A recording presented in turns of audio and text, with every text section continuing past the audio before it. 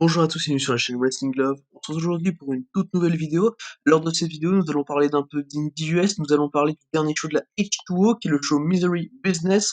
Alors c'est un show qui s'est déroulé dans la nuit du 17 au 18 avril 2021. C'était quand même un assez gros show pour la H2O, c'était un show qui était présenté comme un H2O contre 4-4-Wage. On avait tous les membres de 4-4-Wage qui avaient des matchs lors de ce show. Vraiment, en fait, en ce moment, à la H2O, t'as une storyline un peu d'invasion de la 4-4-Wage sur la fête donc de Matt Tremont. Et en plus de ça, et en plus notamment du Raver contre Christian Page que l'on a eu en main event pour citer le plus gros match qui concerne 4-4-Wage, on avait notamment le titre Danny Havoc Hardcore et également le titre Heavyweight de la Show qui était défendu lors de ce show. Donc voilà, c'est gros show d'un point de vue storyline d'invasion, mais également d'un point de vue défense de titre. Et on verra de toute façon que vraiment ça a deliver en tant que gros show. Et du coup, on va commencer tout de suite, on va rentrer dans le vif du sujet de cette review du show H2O Misery Business 2021. Alors, on va commencer avec l'opener. L'opener, c'était un deathmatch qui opposait Atticus Cogar et Louis Ramos. Alors, faut savoir que Louis Ramos n'est nul autre que Low Life Louis. Donc voilà, c'est son deuxième nom, on va dire, son deuxième nom. Et Atticus Cogar a battu un Louis Ramos, et dans un excellent deathmatch, personnellement, j'ai mis la note de 3,5, vraiment, très peu de spots m'ont dérangé, à vrai dire, contrairement à d'habitude dans le deathmatch. Bon, là, il y a qu'un spot qui m'a vraiment dérangé, c'est Cogar. À un moment, il met des pics sur la tête de Low Life Louis, bon, ça me dérange pas, puis après, il dit, ouais, je vais te mettre des pics dans le cœur et tout, puis il essaye, et bon, c'était pas, je vous avoue que ça m'a un peu dérangé. Mais sinon, le reste est vraiment très cool à regarder, il y a des spots qui sont assez impressionnants, t'as un moonsault d'Atticus Cogar, donc depuis la deuxième corde sur Low Life Louis qui s'effondre donc sur une porte avec des lames au-dessus, et j'ai trouvé ça super impressionnant. Et vraiment, non, ouais, c'est du bon deathmatch, vraiment, Kogar, moi je marque, de toute façon, et vraiment, rien de mieux pour ouvrir le show comme ça qu'un match avec 4-4-Wage. Et puis, au début, tu sens que c'est limite un squash, quoi, parce que t'as Kogar, vraiment, il défonce le Life Louis, il le fait saigner assez rapidement, d'ailleurs. Il y a vraiment des gros spots, et le Life Louis, vraiment, t'as la foule qui est vraiment derrière lui, et c'était assez cool, vraiment, t'as les Fuck Ohio qui sont chantés par la foule, c'est vraiment cool. Et puis, t'as un moment aussi, t'as le Life Louis qui veut faire un leg drop, et puis, t'as l'image, elle me marque, parce que derrière le Life Louis qui tente le tomber, en fait, t'as une grande banderole qui est dépliée, qui est accrochée sur le mur où c'est fuck for Wage. Et bon, j'adore ce genre de choses, et vraiment, c'était assez marrant en tout cas à voir. Mais Kogar nous gratifie encore une fois d'un excellent heel work, vraiment, il est génial, Atticus Cogar, il y a rien à dire sur ça. Actuellement, c'est mon préféré dans l'Indie US et c'est pas pour rien, vraiment, il fait une excellente performance.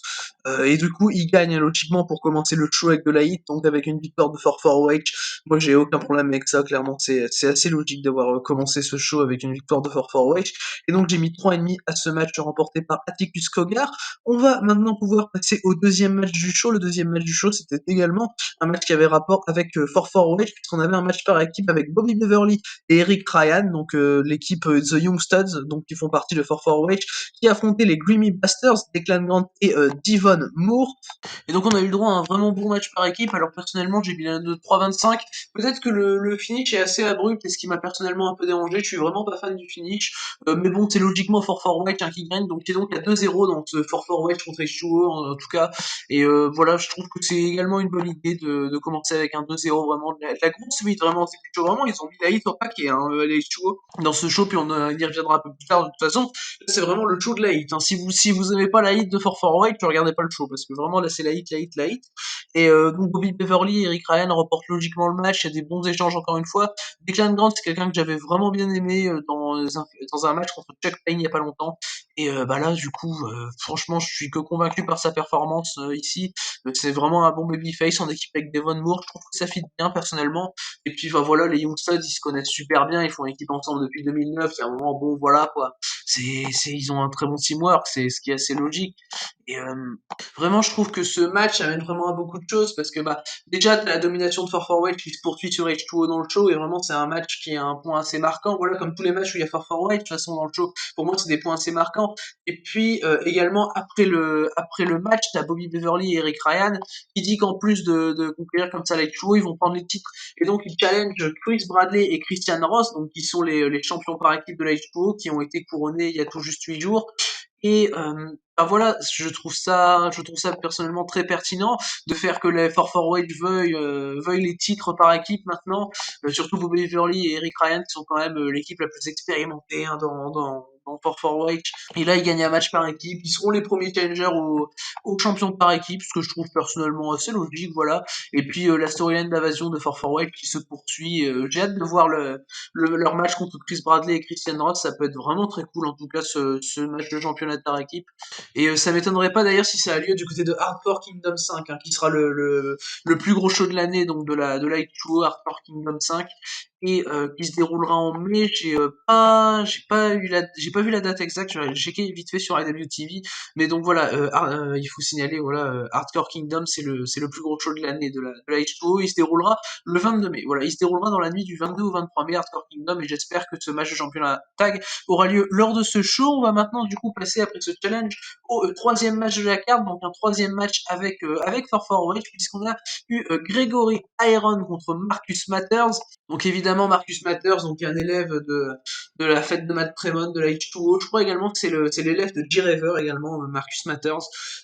Mais et voilà, il affronte le gros hit Gregory Iron de For Wedge, et clairement on a un excellent match, vraiment des très bons moves, des très bons retours de la part de Marcus Matters. J'ai été très investi dans son babyface work, plus que quand il avait affronté Ricky Shane Page, ce qui est surprenant étant donné la qualité de heal de Ricky Shane Page. Mais voilà, il y a des assez beaux bumps également, et Gregory Iron, vraiment, il est génial vraiment dans son heal work, il s'en fout vraiment, il joue super bien avec la foule, Gregory Iron. C'est vraiment toujours un plaisir de le voir jouer avec la foule, Gregory Iron, que ce soit pendant son entrée, pendant le match, quand ils sont à l'extérieur du ring. Vraiment, il provoque, et il est super, Gregory Iron, pardon, dans ce qu'il fait. Après, je trouve pas ça dommage, honnêtement, d'avoir fait perdre Marcus Matters. Je trouve que c'est assez logique, voilà. Il prend petit à petit de l'expérience avec des matchs comme ça, Marcus Matters, et puis contre Gregory Iron, qui est pas non plus le catcher indie le moins expérimenté au monde, hein. Gregory Iron, il fait carrière depuis quoi, 2006, 2007. Il y a un moment, voilà, quoi. Donc moi, je trouve ça super cool pour Marcus Matters d'avoir eu ce match, et il fait une excellente performance comme à son habitude, clairement. Pour un jeune, vraiment, il fait vraiment un très bon taf, Marcus Matters, en ce moment. Et moi, j'ai mis 3 étoiles au match. Alors bon, certes, je vous ai parlé des gros points forts du match, mais il y a vraiment des défauts où, selon moi, la fin est bien trop abrupte, et vraiment encore plus que dans le match de tag juste avant, où pour le coup, le match de tag juste avant, j'avais pas enlevé de points, là j'ai enlevé 0,25 à cause de la fin. T'as pas trop de telling sur la fin non plus, mais voilà, à part ça, vraiment, j'arrive quand même à mettre 3, hein. C'est vraiment un bon match, il n'y a pas de souci sur ça, mais voilà, logiquement, donc Grigory Heron remporte le match, et donc 3 victoires pour For White et 0 pour H2O. Et du coup, voilà. Donc le prochain match de For White, où il y aura For White, ce sera le main event, puisque ce sera Ricky Page contre G-Rever, et on y reviendra en temps voulu. On va maintenant passer du coup au quatrième match du show. Le quatrième match du show, c'était un Good Housekeeping Deathmatch. Donc c'était un intergender, pardon, entre Jimmy Lyon et Mikey Knuckles. Clairement, on a eu le droit à un bon deathmatch. Alors personnellement, je lui ai mis 3,25, il y a du bon storytelling, vraiment. Jimmy Lyon, il me fait beaucoup rire, il insulte Mikey Knuckles, des fois c'est gratuit, moi ça me fait rire. Et Mikey Knuckles, donc c'est la grosse babyface du match, évidemment. La foule est à fond, vraiment, c'est un plaisir, ce show H2O où la foule est à fond et tout, contre For White. Et vraiment, bah là, il y a pas, c'est pas For White qui est pas conservé concerné, pardon, dans le match, mais vraiment, la foule est vraiment dans tout le long, et c'était super cool. Mais voilà, Mikey Knuckles, elle a fait un super babyface work dans le match. Il y a des spots qui sont assez hard, hein, mais ça reste vraiment cool. T'as des coups avec des objets, notamment des barrières, qui est vraiment assez stiff de la part de Jimmy Lyon. Vraiment, les deux sont en sang à la fin du match, hein, évidemment. Vraiment, c'est vraiment du deathmatch, pas non plus, pas aussi pur que ce qu'on peut avoir plus tard pour le titre hardcore. On y reviendra en temps voulu également. Mais vraiment, ça reste vraiment du gros deathmatch. Et moi, pour le coup, quand c'est du deathmatch US, j'arrive mieux à m'investir. Vraiment, la storyline, elle est claire, tout vraiment, tout fait sens. Et bon, moi, je mets 3,25 parce que clairement, j'ai passé un bon moment devant ce match. La victoire de Mikey Knuckles est logique, et moi j'ai pop pour la victoire de Mikey Knuckles. Je trouve que c'est très bien placé dans la carte, parce que après les 3 victoires de For White, il fallait que, même si c'est pas contre For White, il fallait qu'il y ait une victoire d'une babyface, et là il se trouve qu'ils ont donné la victoire à Mikey Knuckles à ce moment-là dans la carte. Et personnellement, j'ai trouvé ça très intelligent et très pertinent comme choix de construction de carte de la part d'H2O. Bon, la construction de carte, c'est quelque chose sur lequel je gueule souvent, hein, notamment du côté de l'Indie US, mais vraiment, s'il y a bien une Fed qui me satisfait beaucoup en termes de construction de cartes, c'est la H2O, qui est vraiment très cool dans ce qu'elle fait et très logique dans ses constructions de cartes. Et du coup, voilà pour ce Good Housekeeping Deathmatch, donc remporté par Mikey Knuckles contre Jimmy Lyon. On va maintenant pouvoir passer au cinquième match du show. Le cinquième match du show, c'était Brandon Kirk contre Austin Luke. Et il n'y a pas que les Farfar White qui sont des très gros heals, très bons heals, puisque t'as Brandon Kirk également qui arrive, qui se fait huer directement, t'as la foule qui lui fait des fucks et tout, c'est génial. Et Brandon Kirk, c'est clairement un excellent heal, et là, il l'a prouvé contre Austin Luke dans ce match. Les deux font clairement une excellente performance. T'as un bon heal, t'as un bon face, tu fais un bon match. Voilà, c'est assez logique.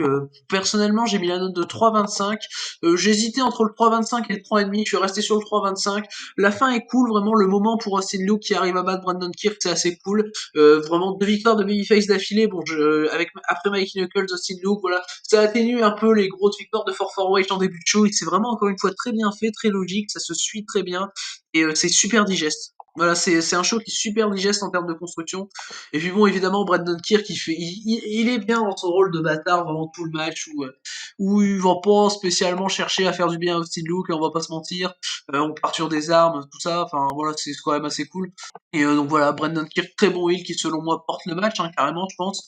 Même si Austin Luke est bon, et je remets pas en cause ça, mais pour moi c'est Brandon Kirk qui porte quand même le match. Et donc je lui ai mis 3,25 à ce match, et donc on a eu une victoire d'Austin Luke. Et du coup voilà, pour ce match, on va maintenant pouvoir passer au sixième match du show, et on commence les hostilités. On va parler des 3 matchs les plus importants de la carte, à commencer par le match pour le championnat H2O Heavyweight. Donc c'est donc le titre principal de la Hardcore Hustle Organization. Et on avait donc Chuck Payne, champion H2O Heavyweight, champion H2O Heavyweight depuis un peu plus de 2 mois. Je crois que ça doit faire quasiment 3 mois qu'il est champion Chuck Payne H2O Heavyweight. Et Chuck Payne défendait son titre contre Casanova Valentine. Donc voilà, c'est allé, comme vous vous en doutez, avec Casanova Valentine, beaucoup en dehors du ring. Vraiment, ça m'a un peu dérangé sur le coup. C'était vraiment le match brawlante. Il n'y a pas spécialement beaucoup d'armes qui sont sorties. Bon, il y en a quand même, et plus que dans les précédents matchs. Honnêtement, à part évidemment le match d'Atticus Cogar contre le Life Louis. Mais voilà, il y a quand même des spots qui sont assez violents, honnêtement. Il y a des armes assez, en fait, des armes qui ralentissent le catch, vraiment, qui sont utilisées. Genre, vraiment, c'est pour ralentir le ring. C'est du deathmatch lent, mais vraiment, voilà, c'est souvent en dehors du ring.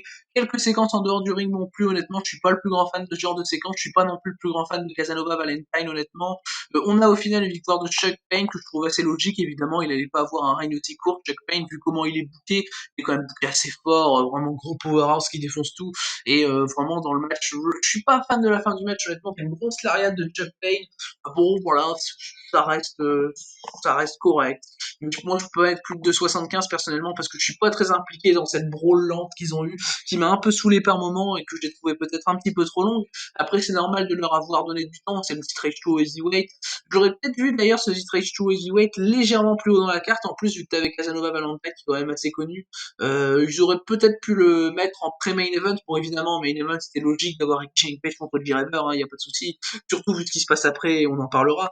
Mais voilà, personnellement, j'aurais peut-être vu une place au-dessus de la carte, mais bon, ça me dérange pas spécialement, honnêtement. Voilà, j'ai pas chivoté pour ça. Et donc voilà, Chuck Payne qui conserve donc son titre H2O Heavyweight contre Casanova Valentine. D'ailleurs, après le match, tu as un semblant de poignée de main. Non, pardon, c'est dans le match d'après. Je suis fatigué.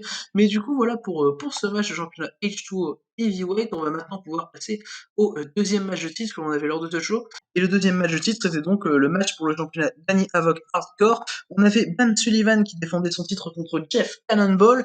Alors, bon, voilà, Jeff Cannonball, c'est un peu, on va dire, la star de la H2O. Et comment dire, Bam Sullivan, c'est donc le premier champion Danny Havoc Hardcore. Il a eu le titre en octobre dernier, je crois que c'était au week-end de Extravaganza. Et en fait, si vous voulez, c'est un titre pour rendre hommage à Danny Havoc qui est décédé l'année dernière. Et donc voilà, c'est quand même un titre qui a beaucoup de signification pour la H2O. Et du coup, voilà, Jeff Cannonball, un peu le mec, l'un des mecs les plus over, on va dire, de la compagnie, affrontait Bam Sullivan. Alors personnellement, voilà, si vous aimez le deathmatch, vous allez aimer. Si vous aimez pas, vous allez pas aimer. Moi, j'ai pas aimé personnellement. C'est vraiment, bon, certes, c'est du deathmatch US avec lequel j'accroche un peu plus qu'avec le japonais, mais bon, j'ai quand même eu beaucoup de mal avec ce match. Personnellement, c'est le match que j'ai j'ai le moins aimé du show, je l'ai mis 2,25. C'est surtout à cause de la fin, en fait, de base, j'étais parti pour un 2,75, mais je trouve la fin nulle, mais d'un nul. Et en fait, t'as Ben Sullivan qui pète la gueule de Jeff Cannonball, vraiment, il le domine à fond sur la fin, vraiment, il lui met des coups de chaise, il le fait saigner à fond et tout. Et en fait, le truc, c'est que du coup, t'as Bam Sullivan qui porte une grosse prise à Cannonball sur des chaises, et Cannonball se dégage à 1, porte une prise sur Bam Sullivan et remporte le titre. En fait, je comprends pas le point de se dégager à 1 d'une très grosse prise après s'être faire péter la gueule pendant 2-3 minutes, puis après de placer une prise et de gagner. En fait, je vois pas l'intérêt de ça et j'ai vraiment détesté la fin. Je la trouve vraiment nulle, la fin, et sans intérêt. Le match en lui-même est pas spécialement dégueu. C'est un match qui part comme le Chuck Payne Casanova Valentine, sauf que la fin est dégueulasse derrière, contrairement au Chuck Payne Casanova Valentine, où la fin passe encore. Mais vraiment, dans ce match-là, j'ai trouvé la fin ni faite ni à faire, donc forcément, j'ai baissé un peu mon rating.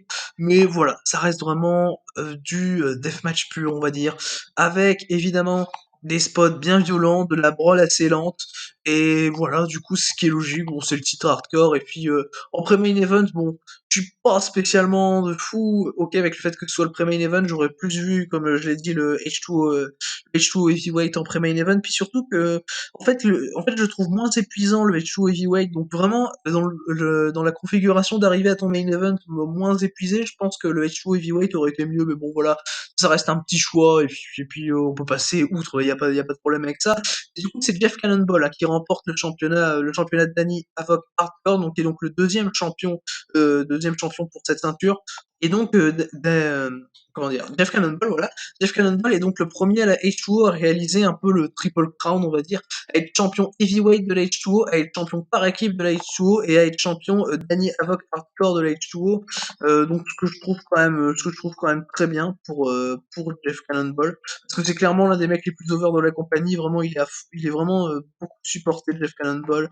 Même tu sens que la foule est vraiment avec lui.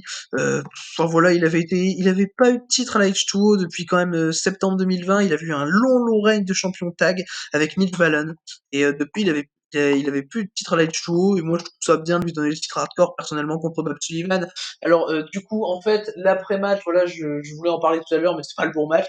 Et du coup, voilà, l'après-match de ce match de championnat hardcore, c'est en fait tout simplement Jeff Cannonball qui veut serrer la main de Bam Sullivan, qui a été très réglo, très fair play avec lui, et Bam Sullivan qui refuse, qui fait un fuck à Jeff Cannonball, et qui se casse, et même il est vraiment vénère envers tout le monde, et vraiment il fait pas attention, voilà, et tu sens que tu peux partir sur un heel turn de Bam Sullivan qui peut être vraiment cool. Et je pense même qu'il y aura un rematch, hein, pour ce titre, Danny Havoc Hardcore, pardon. Je pense même qu'il y aura un rematch, un autre Jeff Cannonball contre Bam Sullivan, avec cette fois-ci une grosse stipulation, je pense. En tout cas, ça me paraît logique vu comment c'est présenté.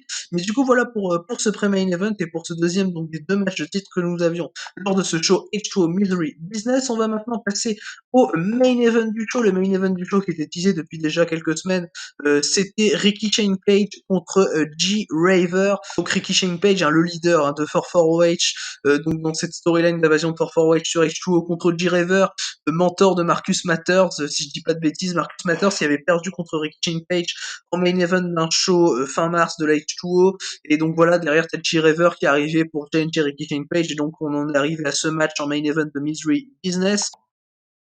Et on a eu personnellement mon match préféré du show. Déjà, dès l'entrée, t'as Ricky Shane Page, vraiment, t'entends même plus sa musique d'entrée tellement la foule le hue. C'est génialissime, vraiment, Ricky Shane Page. Je l'adore, mais évidemment, bon, voilà, j'adore le détester, Ricky Shane Page. Il joue tellement bien son rôle de heel. Il est fantastique, Ricky Shane Page, vraiment. Dès l'entrée, c'est le genre de mec que je marque vraiment, mais j'ai envie de le détester, tu vois, parce que vraiment, il est détestable à souhait, Ricky Shane Page. Il est génial. T'entends même plus son thème d'entrée tellement la foule le hue, t'as tout le monde qui lui fait des fucks et tout quand il fait son entrée. Lui, il s'en fout, il passe. Et il est génial, Rick Shane Page, de toute façon. Puis après, t'as G-Rever qui rentre au-dessus d'une bagnole, et sur la bagnole, c'est écrit fuck for 4OH, donc vous vous doutez qu'il y a vraiment les chants et tout. Vraiment, G-Rever, la foule est à fond derrière G-Rever, t'as les chants fuck Ohio, tout. Enfin voilà, c'est vraiment génial l'entrée de G-Rever également.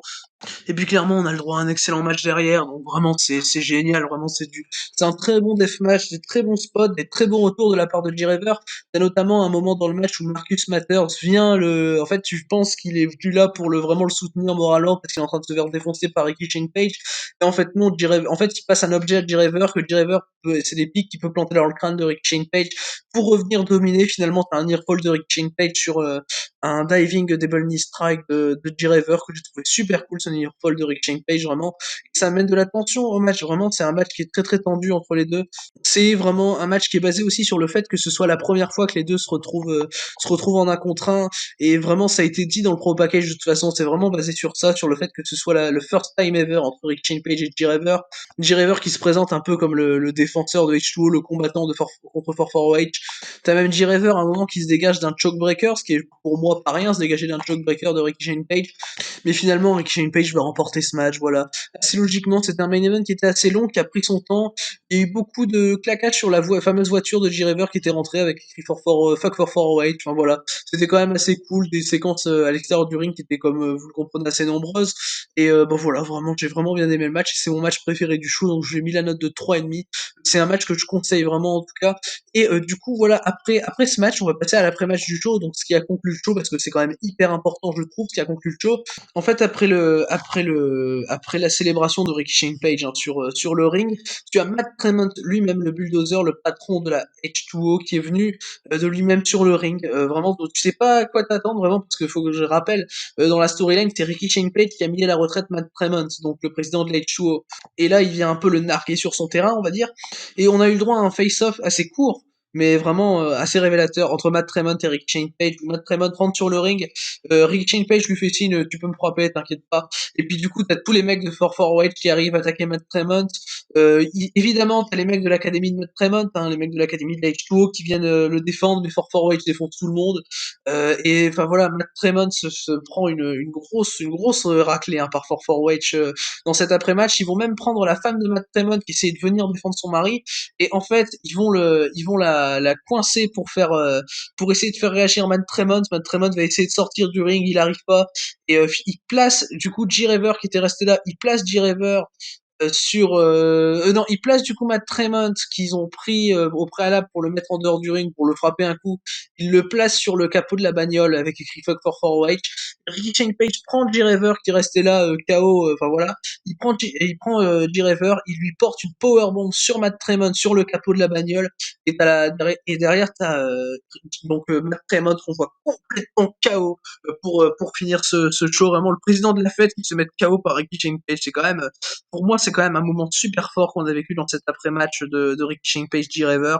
Et selon moi, un après-match qui est vraiment excellent. Et vraiment, le show, c'est le show de la hit de 448. Vraiment, c'est vraiment hit x 100, hein, ce show pour 448, parce que de là, aller mettre KO le président sur une bagnole, enfin voilà, c'est quand même assez chaud, hein. Vraiment, ce qu'ils ont fait, et pour moi, ils ont très bien fait. Vraiment, c'est ce qu'il faut faire pour derrière, à Hardcore Kingdom, au plus gros show de l'année, apporter un peu de succès au babyface. Parce que là, donc, 448 a remporté tous leurs matchs. Et en plus, il y a eu cet après-match là où t'as Matt Tremont. La dernière image qu'on voit du show, c'est Matt Tremont qui est complètement KO sur le capot de la bagnole, qui bouge plus. Enfin voilà, c'est bon. On va pas se mentir que c'est pas l'image la plus babyface qui soit. Et du coup, c'est ce qui conclut le show. C'est un show que j'ai vraiment bien aimé personnellement, même s'il y a eu quelques bas dans le show évidemment, avec notamment le match pour le championnat de Danny Hardcore Havoc.